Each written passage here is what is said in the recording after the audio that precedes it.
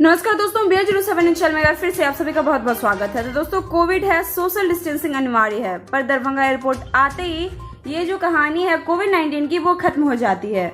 मालूम हो कि बिहार सरकार द्वारा दिसंबर 18 से दरभंगा एयरपोर्ट के लिए जमीन अधिग्रहण का खेल खेला जा रहा है। बताते चले कि सेना के एयरपोर्ट पर यात्रियों की बड़ी संख्या को सरकार अपनी उपलब्धि सीना चौड़ा करके बता रही है और एयरपोर्ट के पास अपनी जमीन तक नहीं। यात्री धूप में बाहर घंटों इंतजार करते हैं। टर्मिनल में आने के बाद भी बैठने तक की जगह न मिलती है उन्हें। क्रेडिट लेने वाले नेताओं से सवाल, इसका क्रेडिट क्यों नहीं करते? अब तो इंडिगो भी दस्तक दे रही है।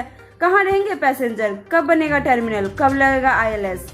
इस बार भी क्या खराब मौसम में यात्रियों को कहीं और जाकर पटक दिया जाएगा या फिर फ्लाइटें रद्द कर दी जाएगी? क्या सरकार इस सब की जिम्मेवार नहीं है? क्या सरकार का ये ड्यूटी नहीं है?